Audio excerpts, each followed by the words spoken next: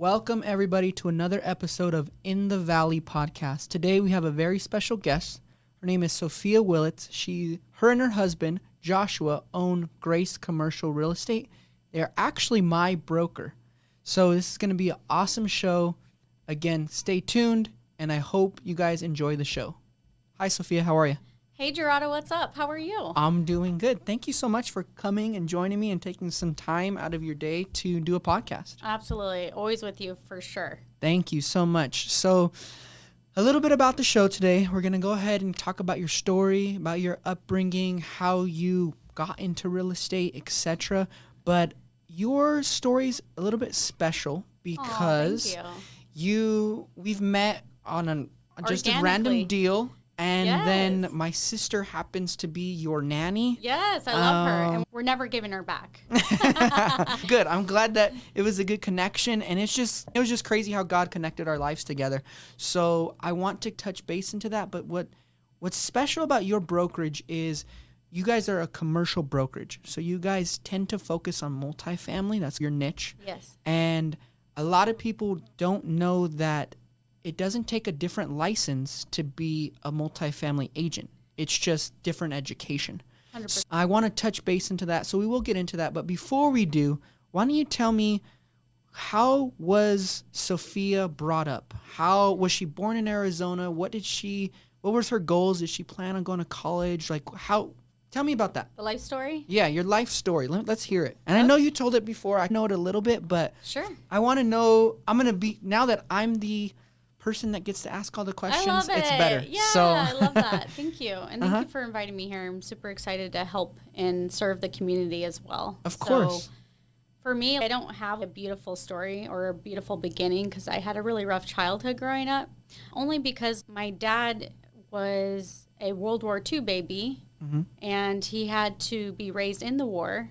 So he had a lot of siblings, but they were all adopted out during the wartime. And my dad was adopted by his aunt, but he remembers running away from bombs. They had no food, nothing. And so he watched his single mother suffer throughout the years, and he had to learn how to make things happen, right? Okay. When they saved up enough money for my father to move here when he was 21. Where was he at before? He was in Austria. Okay. Yeah, so he didn't speak any English, full-blown immigrant, German. Wow. And he found a German mechanic that spoke German. He worked his ass off, and he learned how to work on cars, and they loved his work style so much they sent him to school. And then from there, he moved to Phoenix with his first wife at the time, and he bought a car lot there. Okay. But working on cars, like that labor-intensive industry, back then, they didn't have a lot of the robots and the machines that they have today. Yeah. You basically, mechanics You're doing everything. They break their backs. But what happened was he ended up really getting hurt, and he had a lot of back problems. He had to get multiple back surgeries. But what he did was he finally went through a divorce. He met my mom at the car lot, which is funny. Oh, she trying to buy a car? No, she needed a repair. Oh, okay. He hooked her up. Oh, hooked her up. He totally hooked her up. But long story short is he sold his car lot, and then he bought apartments and retired at 36. Wow. I've been in the... So an immigrant that comes here at 21 years old, Yes. doesn't know English, Yes. works his ass off to just buy a car lot. And a lot of people, you could have just stopped there and you would have been successful, especially coming from the upbringing that he came from. Yeah. But he still went and sold that, and then he invested in an apartment complex. Yes. Okay. He had a really ghetto apartments, and it was a 12-plex over we're actually right down here in downtown Phoenix off of McKinley. I was raised with going down to the apartments. Sometimes we would come into the apartments and there'd be like 30 people laying on the ground. But that comes with the territory. Okay. When you were, obviously you remember some of that story, but you don't really remember a lot of the car lot stuff. Zero, because he was just getting out of it when we're getting into apartments. Got it. He got his apartments when I was about 3. Okay, so you got an apartment when you were 3-year-old. Okay. Yeah. So now during that time, obviously, how long did he own these apartments? He owned them he owned them from like 1986 up to 2006. Oh, wow. A long time. time. And did he ever invest in other apartments, or did he just end up sticking with that He stuck 12 with unit? those. He really regrets buying an RV park. Why? Because it was like a further location. Okay. But like he would have definitely cash flowed more. Typically, sometimes you can cash flow more with RV parks. The type of tenants and the demographics that he was dealing with, a lot of people didn't pay. I mean, my dad started with like $100 rents, $150 rents. That's Come crazy. on now. I know. That's crazy. Yeah, and it was just, hard to make money when people like weren't paying. Yeah. Like it's frustrating, and like location will make or break any of your investments. And my dad didn't buy in the best location. Okay. So he had a lot of headaches. He had the swamp coolers. I used to go dumpster diving, and I used to hide in the car when my dad would go dumpster diving to find carpet and old appliances that people threw out. He's like, I'll fix it. Yeah. Save some money. Yes, totally. But he had to, because otherwise he wouldn't cash flow with these apartments. No, it makes sense. I think that's awesome too, because you were able to learn some lessons without you probably even realizing, okay, yes, this is just my dad. This is the way he operates now. Well, yeah, and we didn't have AC in our house. That was a luxury. Yeah. Okay, we didn't have AC in our cars either. I'm not spending. In Arizona. Yes. Wow. And then if I didn't have like my breakfast finished in the morning, I had waiting for dinner. We wasted nothing. Wow. But watching my dad hustle caused me to hustle. So I started working when I was 12.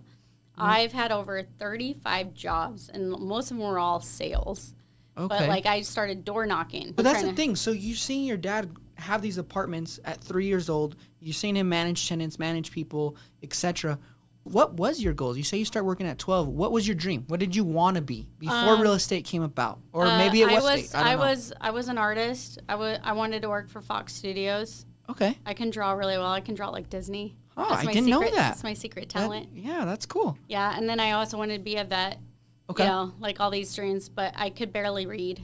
Okay. And I'm a little dyslexic when I was in school, so I could barely pass school. Mm-hmm. But I had this hustle in me that my parents wouldn't give me anything, so I wanted to make money. Okay. And I just put myself out there, even though I was shy and timid. I was like, I need to make money. So going through my childhood of not being given anything or presents or clothes or any of that stuff, I'm like, I'm just going to work for it. Cool. And that's what led you to those 35 jobs. Yes. Okay. And what were some of those jobs? You said sales. You don't have to give me all of them. I worked at Mervyn's. I was their number one sales rep. I Okay. worked at a company called Fritz Camera. I was their number one sales rep. I worked at Lazy Boy. Lazy Boy was... Lazy Boy. My dad loves Lazy Boy. Oh, yeah. This leads me into my early 20s. Okay. When I was working at Lazy Boy, when I was 19, let me go back a step. Yeah. I was 19, I bought my first house. Okay. Okay. From your sales jobs. For my sales jobs. Okay. And then I rented out every single room. Okay. House hack before house hack. Yeah, and then I even rented out my laundry room. But back in the day, Really? yeah, back in the day, like the houses are super cheap. Okay, so we're talking the early 2000s. My house was $130,000. Okay. So I was cash flowing on my asset, which is my house. Normally, a house is a liability, not an asset. But doing it that way, I was cash flowing. And were you even thinking, hey, this is a cash flowing asset, or did you just do it to lower your living expenses? I did it to lower my living expenses, and I wanted my money to work harder for me. Okay. And from that house, I stepped into a job at Lazy Boy, and I was there for over 5 years. And during that changes season, there was like a 2005, 4, 6, and I was like, the first time in my life, like I was making like $65,000. Okay. I thought it was a baller. I just was like, making it rain everywhere. yeah, like it was like money that I couldn't even fathom, because look how much our appreciation is now. Yeah. $1 million ain't worth shit now, unfortunately. Mm-hmm. But like back in that moment in time, it was like I felt like a millionaire, even though I didn't have it. So what I started doing was I sold that house, I bought another house, did the same house hack again, and I started buying other properties. Okay. And the banks... Just renting them out? Yeah, I rented them out, but they were negative cash flow. The notes that I got from Countrywide and all this stuff, like, I was trying to do what my dad did. Okay. And I was like, my dad at this time now is selling his apartments. He's like, Sophia, you're going to lose everything. I'm like, oh, Papa, you don't know what you're talking about. The 12 unit that he owned. Okay. Yeah. So he's selling his 12 units. He's getting out. I'm getting in. And I'm like, oh, Papa, you don't know what you're talking about. I'm making all this money, and these properties are worth X amount of dollars, and I'm going to buy them and rent them out. And again, I wasn't buying multi. I was buying single. Okay. That's why I lost. But I ended up being $1 million in debt at 24. Mm-hmm. I lost everything. The notes that I was paying were more than the rent was collected. The banks weren't working with me. I lost my job at Lazy Boy because who was buying furniture now? Yeah, nobody. And I got pregnant by my husband, and I was unemployed. Wow. Take me through that again. Talking to the audience too. Maybe there's somebody, maybe not as drastic as you in that moment, but tell me how you felt in that moment and how you had to think like, shit, I'm fucked. Like I don't know what else to do. Like at that time, like I was on mom mode. Okay. So I lived on unemployment and went back to beauty school, finished up my beauty license, and I was like, I'm just going to be a part-time mom. My ex-husband at the time was making like $45,000 a year, and we got a loan modification. We gave up all our cars. We gave up everything. Yeah. And we're just going to live a simple life. But I've never been designed to live a simple life. Okay. There was like that urge in my heart. Like, yeah. Our simple life was borrowing money from my parents, living on credit cards from my parents. And once we had our second baby, my Cooper was like 5 months at the time. And my oldest daughter was like 2.5. And I'm like, I'm now putting groceries on credit cards because my ex-husband's income hasn't went up. Okay. So I'm like, and I was making like $17,000 a year, and this is now 2013. I'm like, I need to go back into sales. I can't just live. When did this. that? Yeah, is that when the switch just triggered? Like, how does I was get that sitting light there bulb? looking at my paycheck at my salon I was working at. I even built a little salon in my house. Oh, okay. Because I would work in a salon and also would bring in clients in my own space. But I was like, I have $340 to my name. What am I doing? I'm never going to get out of this rat race. And I had a switch went off because remember, I've always been the best in sales. So Yeah, you were in sales before. I went home in that day and I'm like, we need to make a shift or we're going to lose everything. And it's not the right time. And I told him it's never going to be the right time. I just decided to go all in on commercial real estate, but not necessarily knowing I was going into commercial real estate at that time. You had to get into sales, and then that's when you decided to pivot and get your real estate license? Yes. I wanted to go in sales. I was going to sell pretty little houses, and that was my goal. Selling Sunset style. Yeah, but what I realized was when I was in school, I got more confused than ever. What do you mean? I had a lot of brokers approaching me, all that stuff, and then I had 10 interviews lined up. Okay. But there was one broker that sent me, a letter's powerful, right? So I walked by the piece of mail that had the letter every day. I just had it on my countertop, and I would always remember a memory of seeing that letter every day for the next 30 days. And that caused me to go interview with that broker because he sent me a letter. Okay. But that broker I actually used to work for when I was 17, and he fired me because I was a terrible receptionist. No way. Really? Yeah. So I was on my way to one of my other interviews. I'm just going to stop by and see the old dog. And I saw him. It was Steve. His name was Steve Fowler. Saw him in the parking lot. And he had this old swag hat on. I'm like, Steven? He's like, yes. I'm like, I'm here for an interview. And he's, come on in. And he's looking at me like this. Does he recognize you? You look familiar. Oh, I'm okay. like, you fired me, Steve. What am I going to do, lie? Yeah. And he's, are you sure I fired you? I'm like, yes, Steve. I remember you. Yes. Yeah, and I'm like, I'm 30 now, right? Okay. I'm not 17 anymore. Yeah. He had me stay there for 3 hours. And it was a very long interview. He didn't even want me to go to my next interview. Okay. And I was like, I felt if I hung my license with him, I was recession proof. Because I didn't just get to sell only one asset type, which is homes. Which is single family homes. Which I already been through a recession. I had lost 3 properties. And you're dealing with consumers, okay? So I felt if I went with Steve, I'd be more recession proof. He could do houses, industrial, office, multi. They had an affiliated agreement with Berkshire Hathaway. Okay.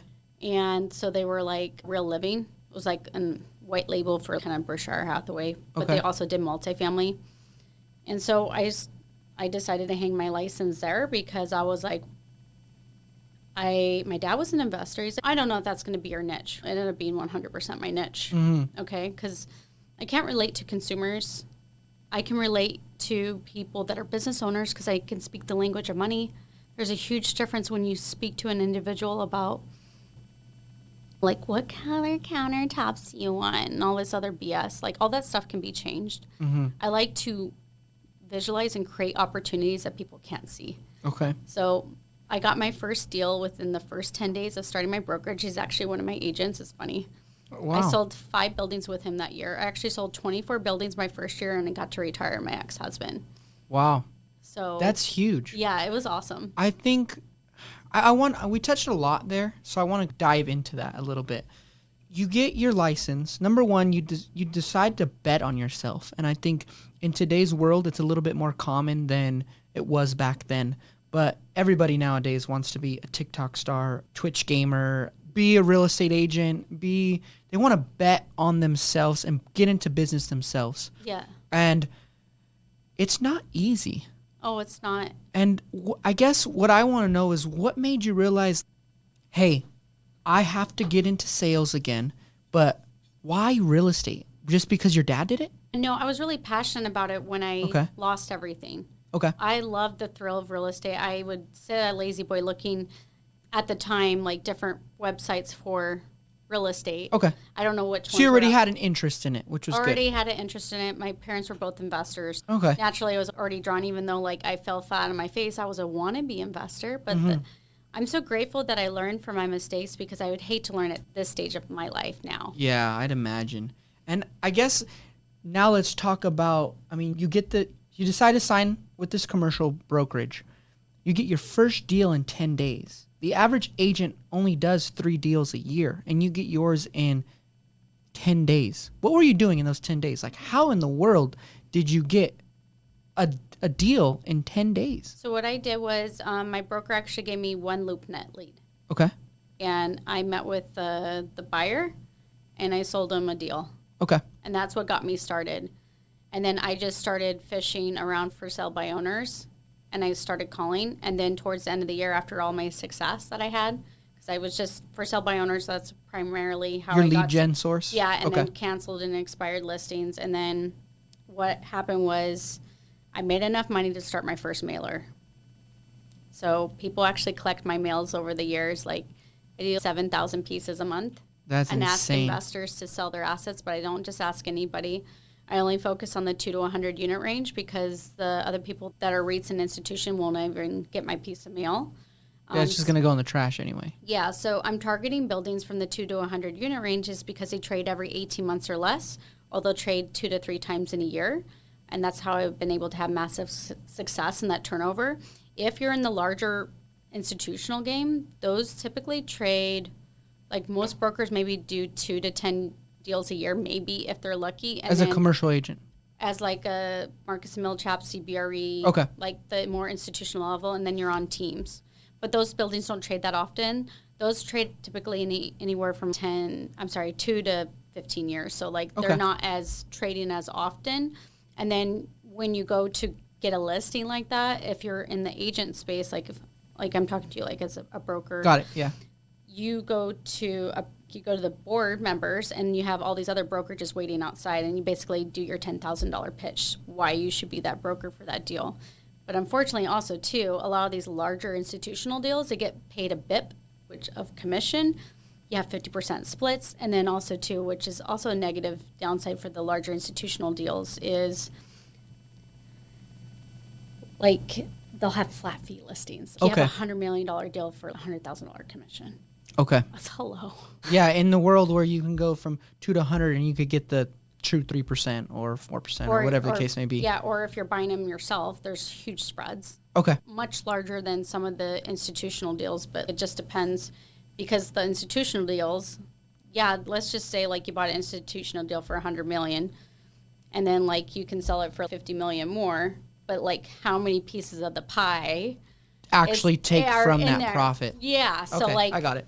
You can make so much more off of under 100 units than you can off of that. So don't get stuck with all the facade that's out there. Like I've done $1 billion capital raising. I've done 100 million or blah, blah, blah, blah, blah.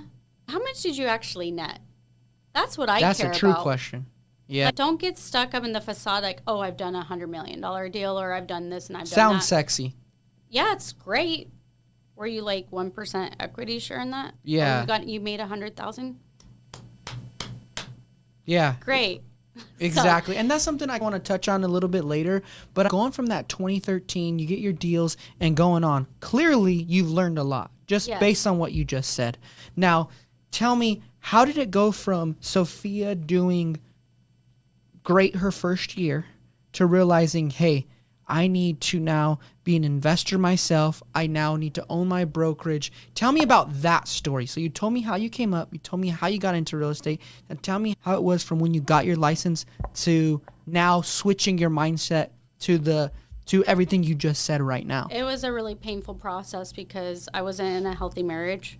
Okay. So I tried to make my relationship work for 5 years too long. And it's hard when you have kids. Me and my ex-husband, I ended up filing for divorce in 2016, and that our divorce was unfair. It was nasty, but I made enough money to get out. Okay.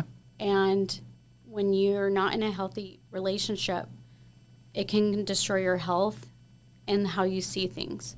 I was never able to grow to my full potential. I wish I would have started investing in 13, 14, and 15 and 16, but like I was so trying just to fix my marriage and try to make things work that I wasn't able to start my own brokerage until 2019. Okay. But what happened was I left S.J. Fowler.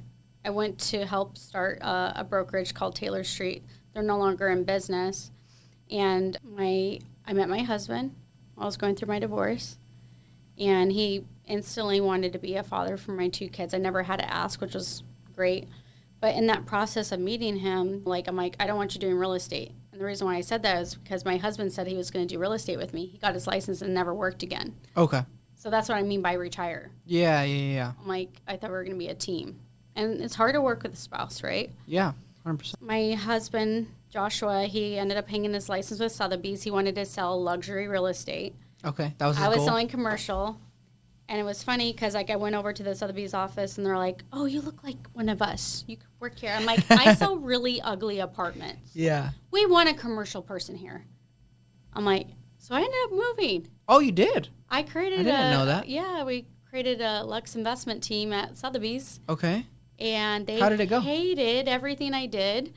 I got out-of-state referrals. I did seller carrybacks and wraps, really creative financing options. I make shit happen. Investor. Yeah, the stuff I was selling was very ugly, but ugly makes money. And so they didn't like us getting out-of-state referrals. It was actually a moment where they brought us into the office and they're like, we just are not feeling with the Sotheby's lifestyle and all this stuff. So wow, they literally sat you down and said that? Yeah.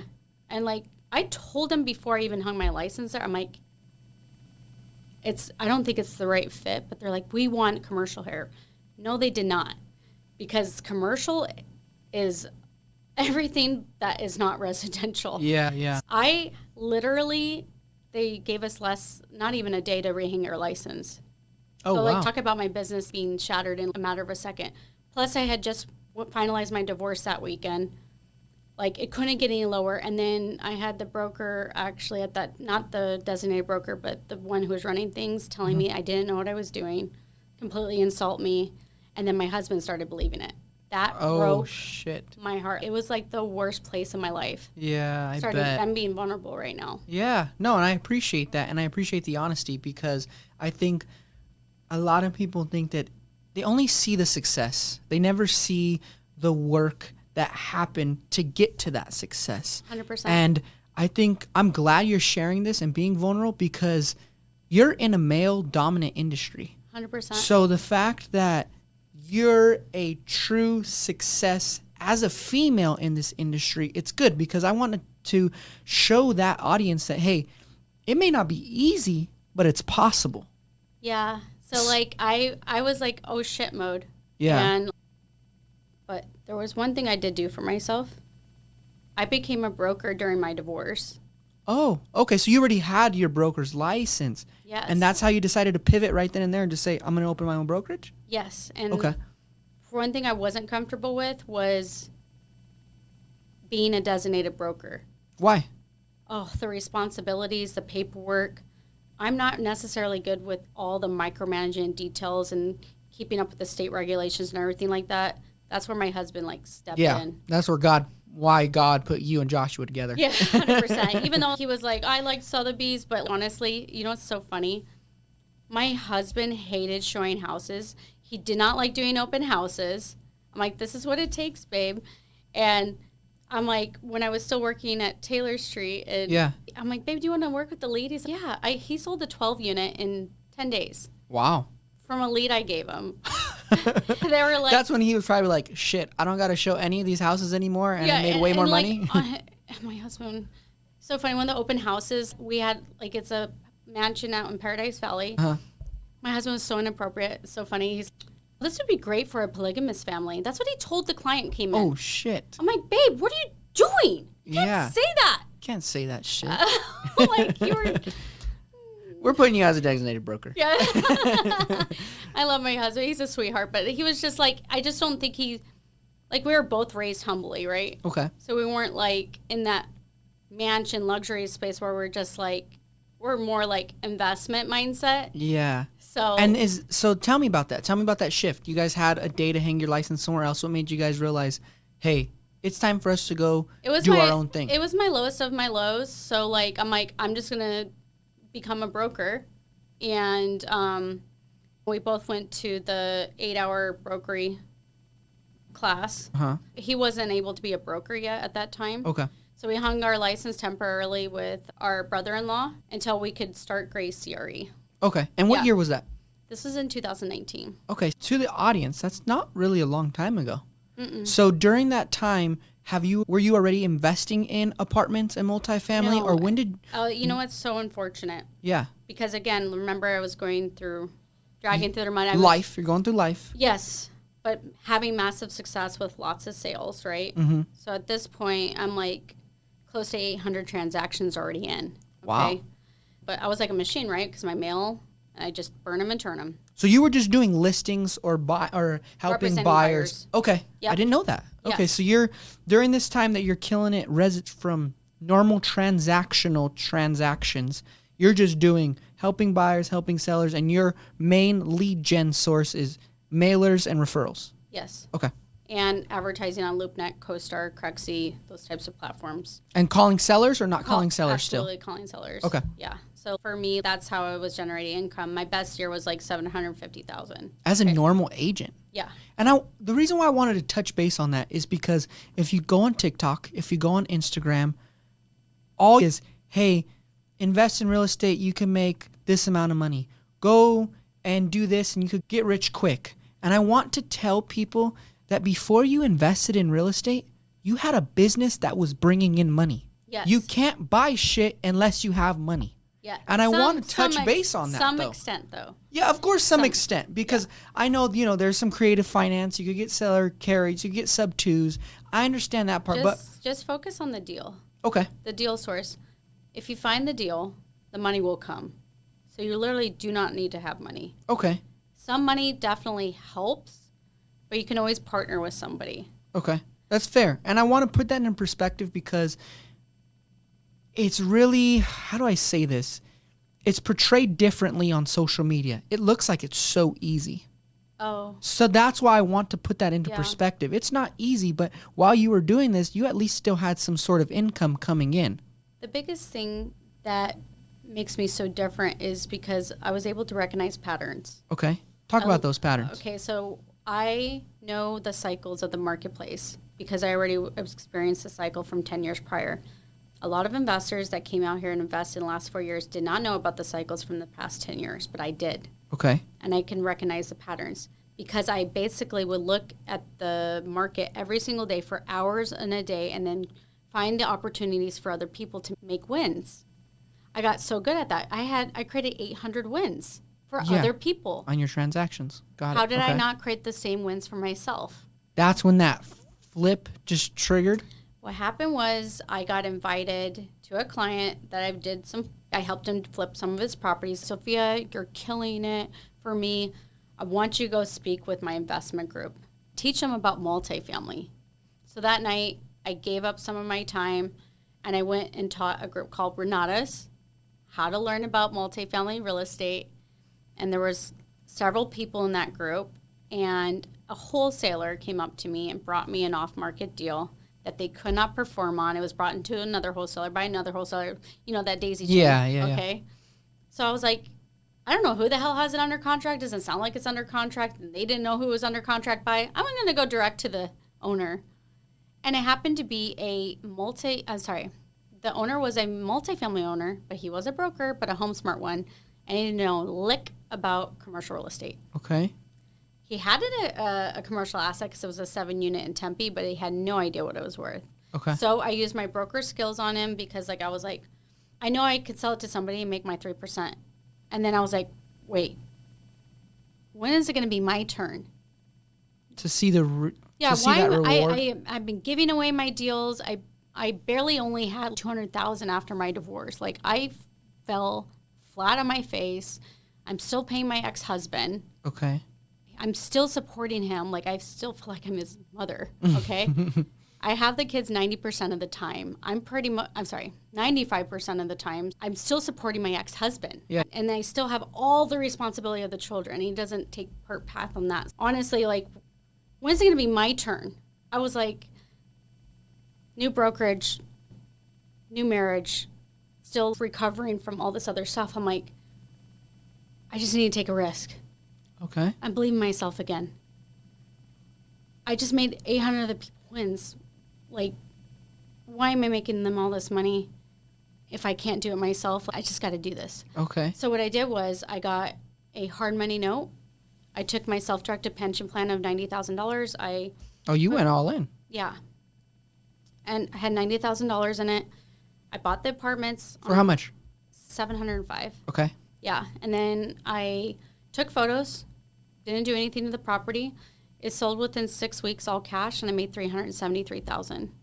Oh, you didn't even do any work to it? No, I just took beautiful photos and then did a different pro forma. Fuck. I did a different pro No forma. way. I know how to market properties. Wow. So you bought it for X amount, 700, and you didn't even put a dime into I it. put $0. And then you just relisted it on the market? Yeah. And sold it for $1 million? Yeah, a lot of people don't realize when they don't sell their apartments on the market, they're actually losing hundreds of thousands of dollars.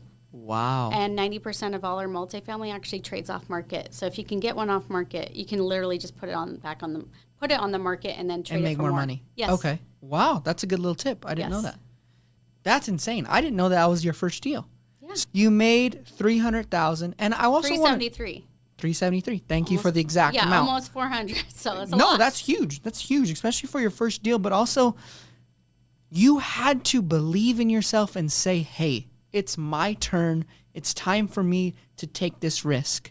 And I think what's special about that is God does things in our life to help us get to the next level of our life. Yeah. You already fell flat on your ass, so you know how that feels.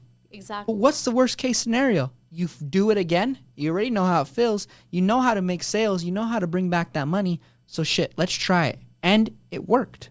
100% because the broker who owned the building didn't know what he had. And he was probably okay with making $700 on it, right? Yeah, I based it off of where the cap rate was. Okay. But I already knew where the real cap rate was. It's not like he studied the market like I did. Yeah, it was a fair price for him, fair price for you. Everybody won in the transaction. Yeah, and I went in non-refundable, so I won the deal. Okay, got it. I didn't care. Like, I just went in. Okay, got it. Awesome. Number one, congrats. Thank you. But number two, you now have $373,000 in your bank account. Where does Sophia go next? And to another wholesaler. Okay. Yeah, I bought a wholesale deal from a guy, and it was 8 doors. And on that one, I made about... Purchase price? That one, I have it in my course. Sorry. Okay. That one, I made $275,000 on. And this was bought in 2020? This is all in 19 starting. All in 19. Okay. Starting in 19. It's starting in 19 in the matter of less than a year, I would imagine. You now have $500,000 in your bank account based off of 2 deals? Just 2 deals, yeah. I've done 16. I took my $90,000 and grew it to $6 million in 2 years. Wow. That's insane. Perfect. That's what I basically wanted to know. Yeah. So you took your 90,000. You now have, what would you say, 6 million, you said? Yeah. So Okay. the difference is people are like, I would have held on to that asset. Yes and no. There's a season, right? Okay. All right. So I saw the season. It wasn't going to last forever. And you have to pay close attention to the rents and where the prices were exiting at, right? If I would have kept that first 7 unit for 3 years. I would have made maybe $15,000 a year, maybe in cash flow, maybe, depending on what repairs needed with the property. Maybe I would have cash flow nothing. I probably could have sold it for an extra 100 to 200, but based off of like how I was able to grow the money by reinvesting it, and all doing it through my self-directed pension plan, so I didn't have to worry about a 1031 exchange, and then I could also pay myself commissions out of the deal, and I could pay myself whatever. I'm like, I make so much more doing my own deals than bringing people deals. And is that kind of where you're focusing on now? You only tend to do your own deals, or I do both. Okay. Yeah, I definitely do both, and like it was going through giving your deals away. I want to give people a reason not to give their deals away. Okay. And people don't realize what they have because they don't know how to run the numbers, they don't know the comps, and they don't know what it's worth. And investors are also not loyal. I'll give you an example. That's true. I found a 96 unit, my largest transaction I did back in 2016. Okay. Most stores I ever sold. So excited. I worked with Chris Roach at Colliers, great agent. I've done multiple deals with him. He let me bring in the buy side. He represented the seller. That typically doesn't happen because most commercial brokers don't want to work with another agent, but we have a great relationship. I was able to secure this deal for $7.5 million, something like that. Amazing. 6 years later, he like ends up selling it. But during that time that we actually were buying it, the thing that I felt on that property was like his lender, out-of-state lender, wasn't paying attention to the timelines on the contract. Mm-hmm. And during the timelines of the contract that were like delaying closing escrow because we're doing a Fannie and Freddie loan, those typically take about 90 to 120 days to close. Okay. The seller got a call from Marcus and Millchap and said, hey, we're selling this building down the street. Thought you'd be interested. The guy was netting like $25,000 more per unit.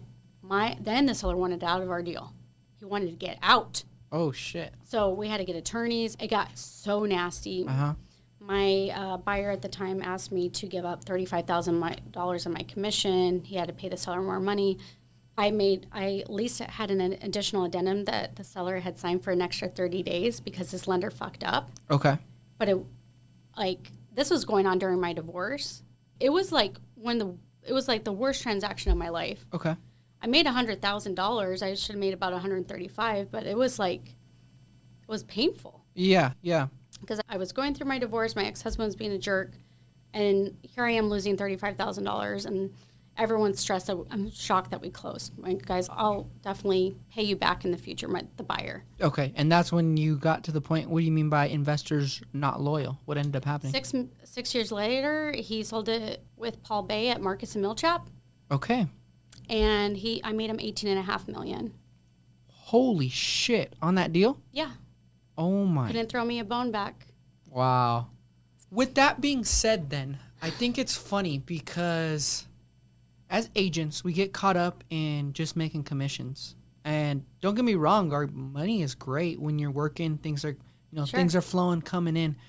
But I'd imagine with that story right there was what made you realize, hey, I just need to keep doing deals myself and stick with my loyal base of customers and clients, if there is any, and just keep it rolling from there. I'd imagine that's where you're at in today's space, or how do you see today's market? It's so different than that, actually. Okay, go ahead, speak on that. Yeah, so my biggest thing is I want to help and serve people, teach them how to fish.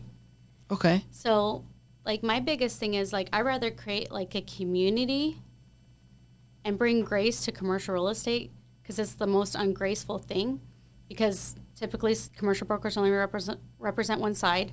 So they give false rental comps, false sales comps. A lot of things end up happening. A buyer from out of state comes in, 90% of all our buyers are out of state, and they go off of what the selling broker says, and they don't have representation. Okay? Most of the time, the numbers that they give are terribly wrong, and they just want to make a quick commission, which is bad. I want to stop eliminating that because we're actually NAR members. I know, the National Association of Realtors is under hot water because people are, wanting to create lawsuits, but yes, all that stuff doesn't even mean anything. But I actually follow a code of ethics. That means that I can't even tell you how many times I've went against other brokers and told the seller, hey, if you actually just put it on the market, I can net you 20 to 30 or 50 or $1,000 more per unit. And some of them have listened to me and some of them have not. And it's crazy because those brokers have their buyers list. They're not going to give you those opportunities. Mm-hmm. Okay? I'm able to net the sellers so much more money that way if they actually put it on the open market and actually offer a full co-broke, which most brokers won't do that. Yeah, okay? They don't. That's the difference between me and my competitors is that I share. Okay. I'd rather the seller get more than make less. No, that makes sense. Yeah, but I am happy to buy from other brokers that are commercial brokers like Chris Roach. I actually let him list my property because he brought me an off-market deal, and then I had him list it for me because I'm loyal. I'm going to feed the broker who brings me a deal. Why would I list it myself? Yeah. To save money, sure, but ultimately he brought you the deal. It cost me a relationship. Yeah. He won't feed me again. Exactly. And that's priceless. Yeah, I'm more concerned with that. So with our brokerage, we're wanting to build a community of really helping and serving, especially with our agents too. And, for all the stuff I have went through has caused me to want to have massive growth. In 2020, I had another baby at 38. It was a really hard pregnancy. All the gyms were closed.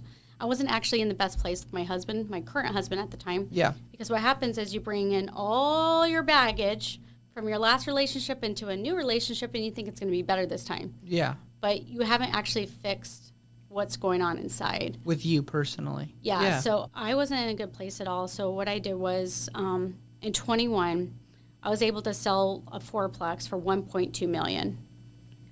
In profit. So I bought the units for $905 and then I was able to sell it for basically $2.3 million. I did a 50-50 split with my broker, Michael, and we walked away with $600,000 each.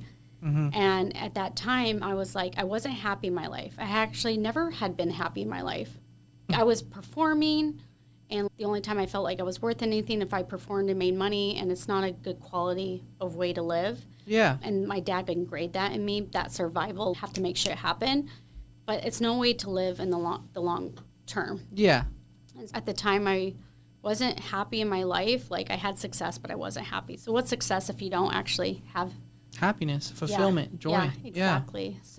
So what was the switch you made? What ended up going? What I did was how things just started barely opening back up after COVID. I actually went to the National Association of Realtors in Scottsdale, and I saw Frank Azami, which is one of the best Sotheby's agents, speak there, and other agents that were top producers.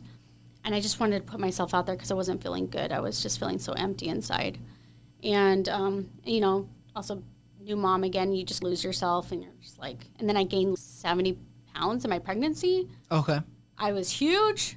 I really didn't like the way I looked. I was losing weight, obviously, but I just wanted to be back like that. Yeah. But I noticed though at that event, everybody had a coach. I'm I've never had a coach before. I've never been mentored. Tony Robbins. I heard he's good. You just choose the best of the best coach. Yeah, I'm Tony Robbins. I think he's good. It was so funny. I had a coach call me. I get my life story and how I'm not happy in my marriage and how I'm not happy in my life and blah, blah, blah, blah, blah, blah. And I'm I really want a strong man coach that can help me get to the next level. They gave me a woman. I was yeah. But it was crazy because it's exactly what I needed. Oh, okay. Yeah, because I've been masculine my whole entire life. Got it. I'm the man, the boss, the make shit happen because I've had to. Yeah, that role in a relationship. It's never been provided for me. How can I be feminine in a relationship? And how did it go? How was the Tony Robbins experience? So what happened was I got a coach. I had a 30 to 45 minute call a week. And then I saw they had the Unleash the Power Within event. And it was on wait for 2 years because of COVID. And it happened to be on my husband's birthday. And I was I want to go so bad. They're it's been sold out for 2 years. But if you want to become a platinum member, it's $85,000 plus the cost of travel. So it'll be about $100,000 when you're all in. And I'm sign me up. Oh, shit. Yeah, I wanted to take that massive growth and change. Plus, I had just flipped that apartment building. I was I fucking deserve to go. Okay. So that's so went. Yeah, I went. And what was your experience? What have you gained? I mean, that was in 2021. It's 2023, end of 2023 now. How has your life changed from then until now? Well, like Because a lot of things business-wise has changed for you personally. it was a huge shocker going into 30 degrees. Like they kept the room that cold, you're shaking.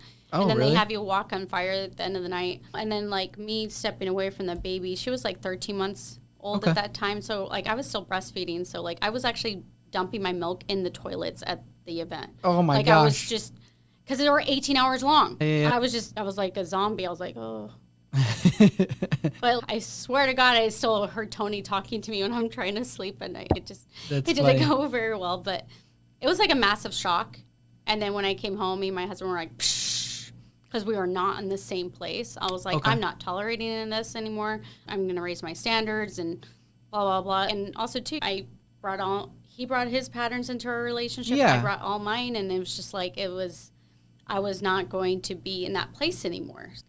Then I went to Date with Destiny. Date with Destiny was really eye-opening because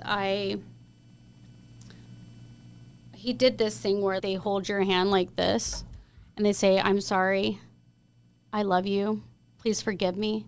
Okay. You're apologizing for other people that have hurt you in your past. And I was like, oh my God, I know my husband's been hurt in the past, but I've been such a real bitch to him. Uh-huh. I have demasculated him. I have pushed him away. I have done all these things. And it just really, I'm like, oh, I'm not all that. I'm basically a POS. Yeah. And I'm like, oh, shit. I don't know how to be a wife or a sweet woman or any of those things. I'm like, and I didn't even waste another day. I actually left that event a day early, caught a red-eye flight, and came home and did that with my husband. And he Wow. was just like Powerful.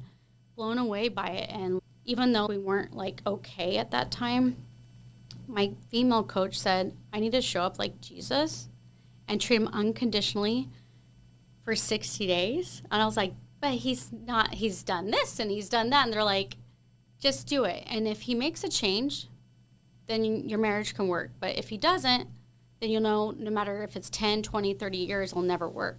Mm-hmm. So I had to treat him like Jesus. And how'd it go? For 60 days, day 52, he made a massive 360-degree change. Good.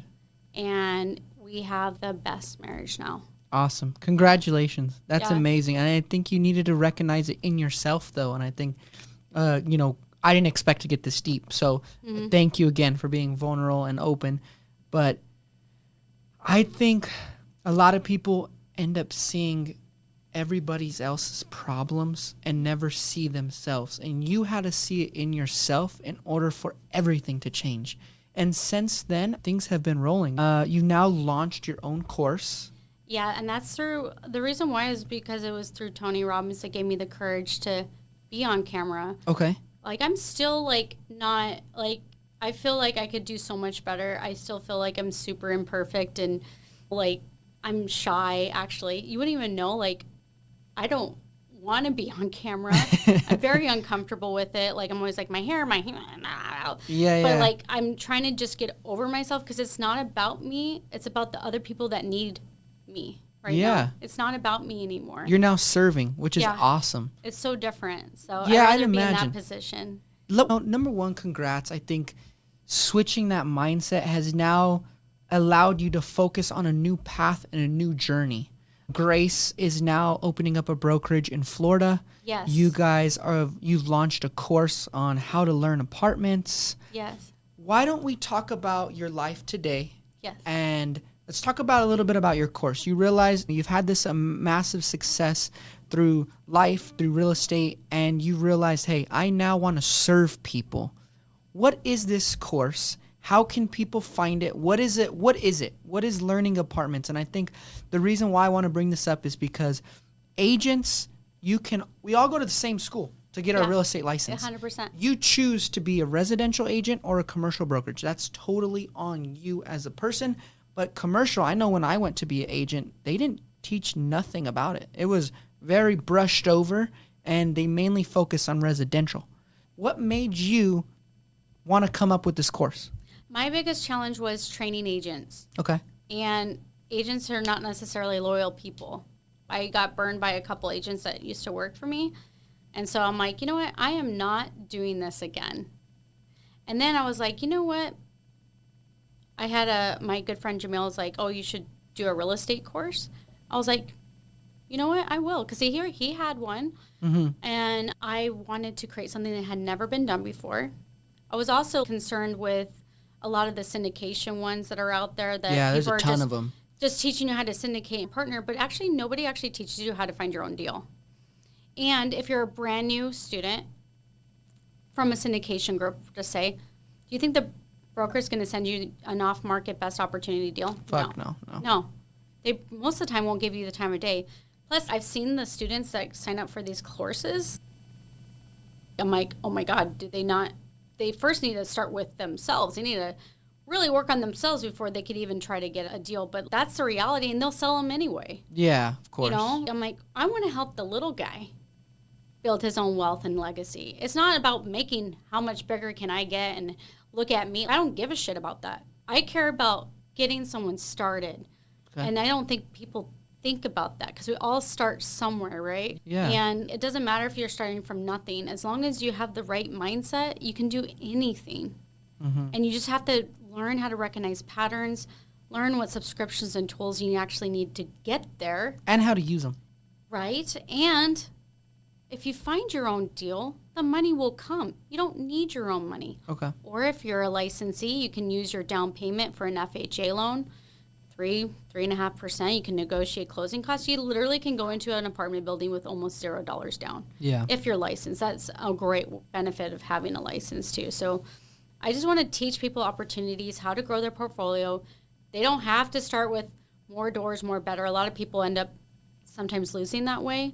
But just to at least get started, they can start with a 2 to 4 unit and then grow to an 8 and 20 and then just keep on going. Yeah. Until like they don't literally have to work anymore. Yeah. And I think that's awesome because everybody preaches, oh, in order to make money, you got to have 100 plus stores. You got to have 1,000 plus stores.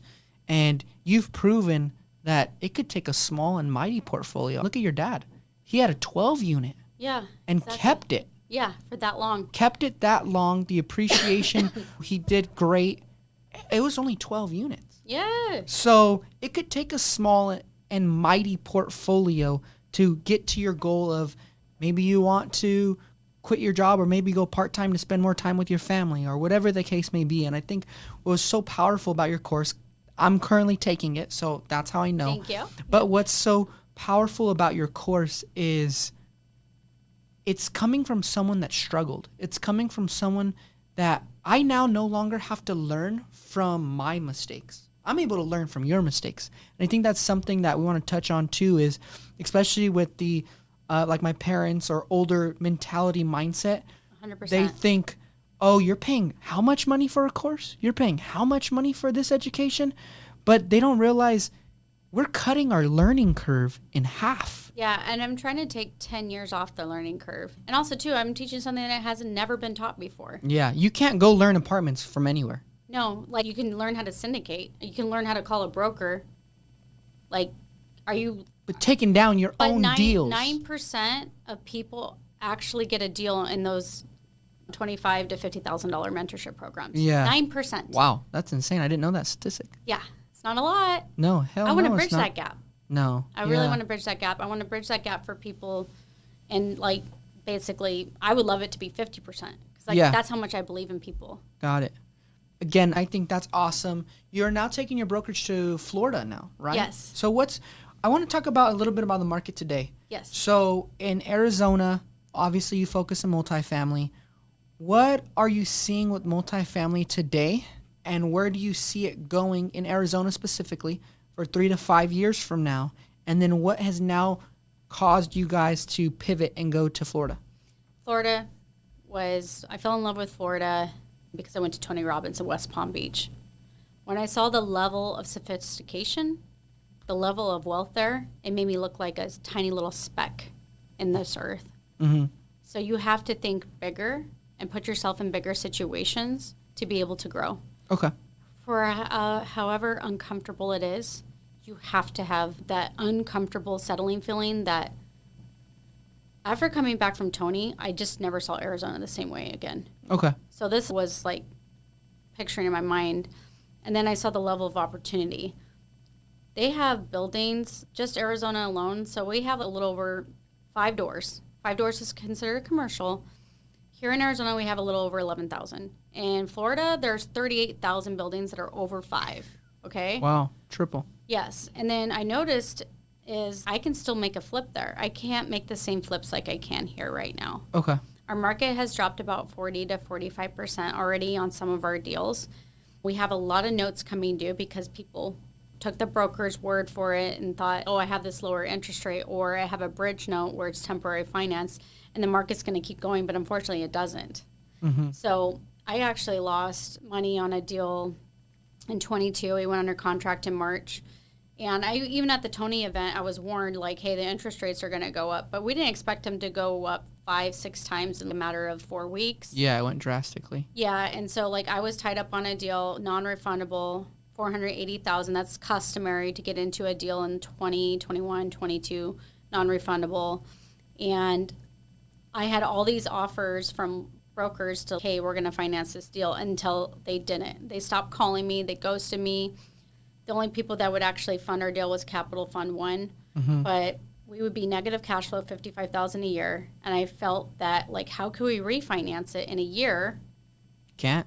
Yeah, I'm like, and then another thing that I saw, because we're in contract for about 2 to 3 months. In July of 22, we had 5,500 evictions, which was the highest since 2008. I'm like, oh shit. It's turning. It's turning, and I'm like, my partner still wanted to close. I was like, and we were in a contract for 12 and a half. It was worth about 15 and a half. And I'm like, guys, we're going to lose this building if we close on it. They're like, oh, no, we can use the write-offs and all that stuff. I'm like, no, guys, we're cutting it, and I'm going to give you your money back. So you gave your money back to your partners? Yeah, so I took the $480,000 loss, and it sold actually this year in 23, I think about 2 or 3 months ago, and it sold for almost $4.5 million less. Shit. So I'm you're right. grateful. Yeah, And my partners at the time too were like, still wanted the deal, and they're like, hey, we talked to CBRE and they said the market's not changing. I'm like, guys, I saw my dad in 08. Changing. Yeah, when the rents dropped dramatically in 08. Yeah. We're dealing with this now. Our rents have dropped about 25%. Our vacancy from last year went from a 4.5% to 11% now. And all our rents are still going down. Now they're giving away 2 to 3 months rent. Do you think people can keep the notes on their properties? No. No way. So then let me ask you the question that everyone wants to know. Is the market crashing? Oh, the commercial market is definitely in a recession, but nobody's really talking about it, especially office space. Okay. All right. But my biggest thing is now teaching people how to get the multifamily with their notes being called due, because a lot of people are like, wait 2 years to buy. That's like the biggest mistake that you could do, because if you wait till the 2 years, then you're too late. Okay, everyone's already back in it.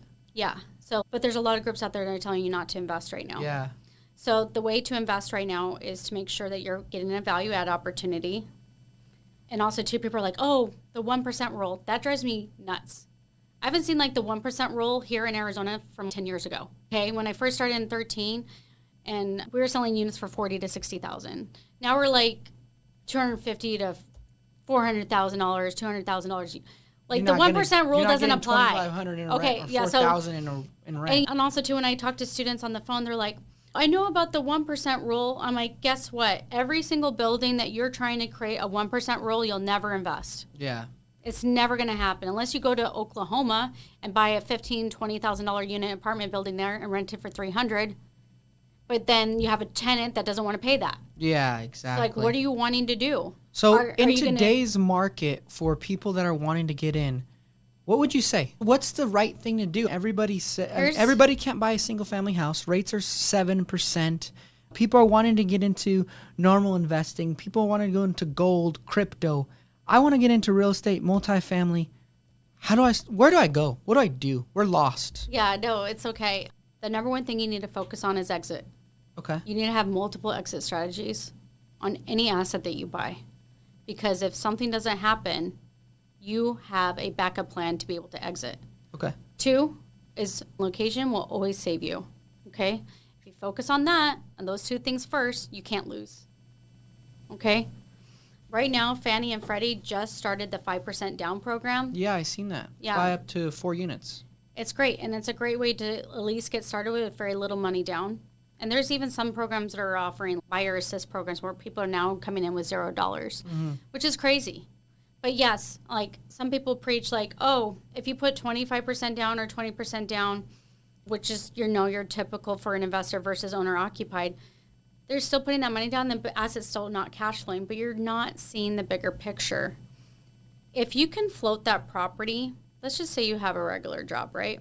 Let's just say you're making $100,000 a year. They're going to be taking like 30+% in your taxes away. What if that asset, because you bought this property, let's just say for $1 million, plus you depreciate it, plus you can write off all the principal and interest. Now this is giving you a $30,000 tax shelter. Now this building's actually making you $30,000 a year versus you paying $30,000 in taxes.